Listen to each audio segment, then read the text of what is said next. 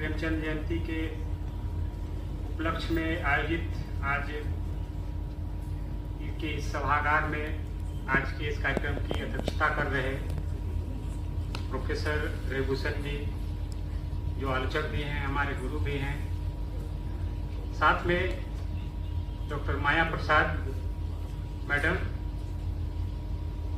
Doctor Mithilesh sir, doctor Nishi di, कथाकार पंकज मित्र और संचालन कर रहे हैं प्रज्ञा। और इस सभागार में जितने भी साहित्य प्रेमी गण हैं, प्रेमचंद के चाहने वाले, सबको मैं जोहार करता हूँ, नमस्कार करता हूँ। प्रेमचंद की हम लोग 145वीं जयंती मना रहे हैं और यह जो विषय है प्रेमचंद का साहित्य और भारतीय समाज। हम लोग जानते हैं कि प्रेमचंद न सिर्फ हिंदी के, न के उर्दू के, बल्कि भारतीय जो भारतीयता है, भारतीय साहित्य है, उनका एक बहुत बड़ा स्वर के रूप में हम उनको जानते हैं। और प्रेमचंद का जब आगमन हुआ साहित्य के क्षेत्र में, उससे पहले हिंदी कथा साहित्य कल्पनाओं में थी, यथार्थता, चाहे वो कृषक समस्या की बात हो या जो हाशिए का समाज है, चाहे वो दलित विमर्श की बात हो या आदिवासी विमर्श की बात हो या स्त्री विमर्श की बात हो। पहली बार प्रेमचंद की रचनाओं से ही ये सारे विमर्श निकलते हैं। यानी भारतीय समाज में जो आज डिस्कोर्स के रूप में आप देख रहे हैं, ये सारे डिस्कोर्स प्रेमचंद के कथाओं से ही निकले हुए हैं, प्रेमचंद के कहानियों से ही निकले हुए हैं। यानी प्रेमचंद ने पहली बार भारतीय समाज में जो परंपरा है उसको तोड़ा। एक ऐसे नायकत्व की अवधारणा अभी तक चल रही थी भारतीय समाज में, जो श्रेष्ठ कुल का हो, उनकी अपनी परंपरा हो, अपनी पहचान हो, वही कहानियों में नायकत्व के अधिकारी होते थे। लेकिन प्रेमचंद ने इस परंपरा को, उन रूढ़ियों को तोड़ा और पहली बार इनकी कहानियों में ऐसे नायक आते हैं जो सूरदास हैं, सूरदास चमार हैं, यहाँ दुखिया है। यहाँ तक कि उन्होंने स्वतंत्रता या गुलामी को दो बैलों के माध्यम से यहाँ रखने की बात कही है। पंच परमेश्वर जैसी कहानियां उन्होंने लिखी, दूध के दाम या ठाकुर का कुआं, ये सब ऐसी कहानियां हैं जिसमें भारतीय समाज को हम उसके यथार्थता के साथ देख सकते हैं। भारतीय समाज का जो असली चेहरा है वो यहाँ है। आप सूरदास जैसे नायक को रंगभूमि के जरिए देख सकते हैं, जो शारीरिक से भी, जो वर्ण व्यवस्था में भी और प्रत्येक दृष्टि से वो पिछड़ा है, लेकिन प्रेमचंद ने उनको नायक बनाया। यानी पहले की जो अवधारणा थी, उस अवधारणा को तोड़ करके उन्होंने सूरदास जैसे सामान्य व्यक्ति को भी कहानी का और कथा साहित्य का केंद्रीय विषय बनाया, केंद्रीय विषय उन्होंने चुना और इसको सराहा भी गया, इसको स्वीकारा भी गया कि अब जो है धीरोदात्त या धीर दलित या जो नायकत्व के कई विशेषताएं हैं, उन विशेषताओं से अलग ऐसे भी पात्र आ सकते हैं जो भारतीय समाज में उनका महत्व है, लेकिन हिंदी कथा साहित्य या भारतीय कथा साहित्य में उनको वो महत्व नहीं दिया गया। प्रेमचंद ने वो महत्व दिखलाया और सूरदास जैसे पात्र उनके यहाँ आते हैं, उनके यहाँ दुखिया जैसे पात्र आते हैं, उनके यहाँ हल्कू जैसे पात्र आते हैं पूस की रात में।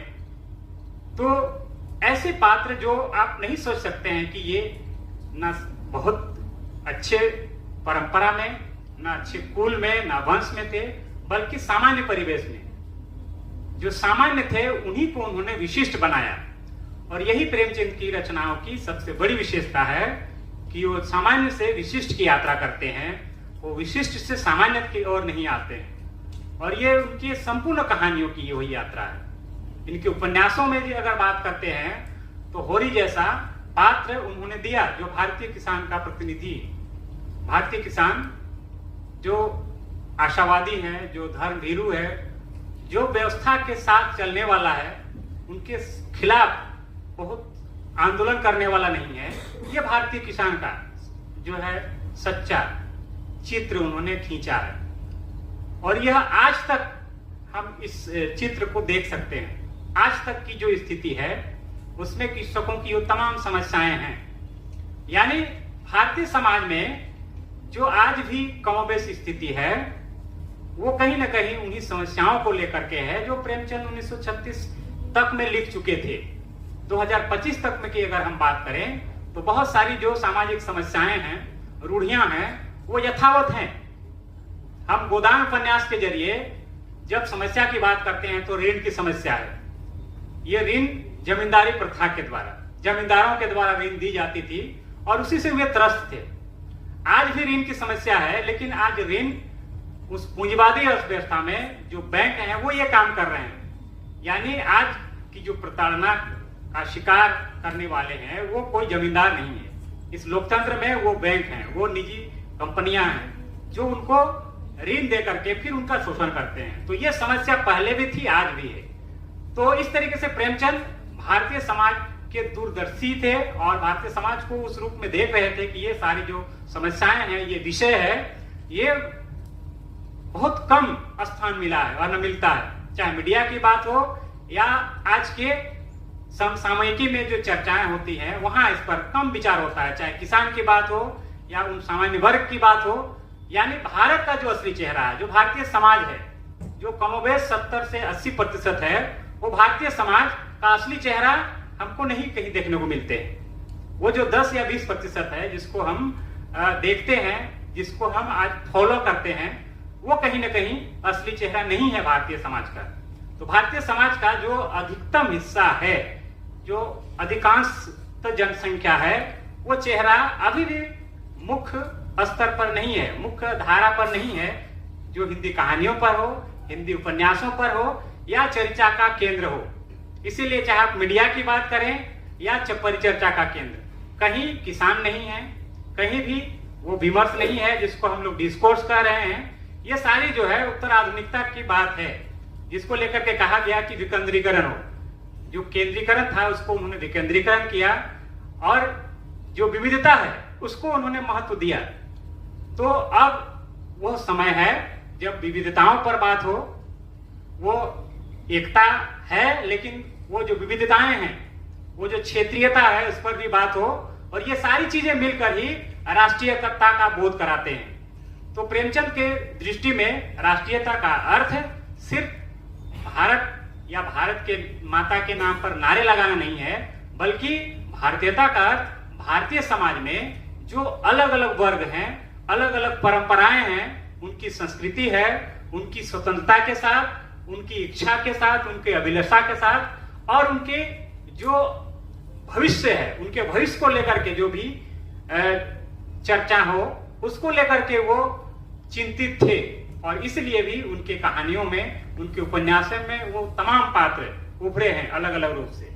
तो आज के दिन मुझे लगता है कि इस पर विचारेंगे। हमारे यहाँ काफी लंबी यहाँ लिस्ट है, तो मैं ज्यादा ना करके इतना ही कहूंगा कि बिगाड़ के डर से क्या ईमान की बात न करोगे। ये जो सूत्र वाक्य है, ये आज भी उतना ही प्रासंगिक है जितना आज से 40, 50 या 60, 70 साल पहले था। तो ईमान और सच्चाई और आदर्श, ये सारी चीजें जो प्रेमचंद की कथाओं में केंद्र में थी, जो भारतीय समाज, जो मानवता है, उसकी रक्षा के लिए ये महत्वपूर्ण है। इसलिए मुझे लगता है कि प्रेमचंद को हमको जीना होगा, सिर्फ पढ़ने से नहीं होगा, हमको जीना होगा। बहुत बहुत धन्यवाद। आपका बहुत बहुत धन्यवाद। अब मैं आज के इस कार्यक्रम के बीच वक्तव्य के लिए आदरणीय प्रोफेसर मिथिलेश कुमार सिंह सर को आमंत्रित करती हूँ। सर, आप सादर आमंत्रित हैं।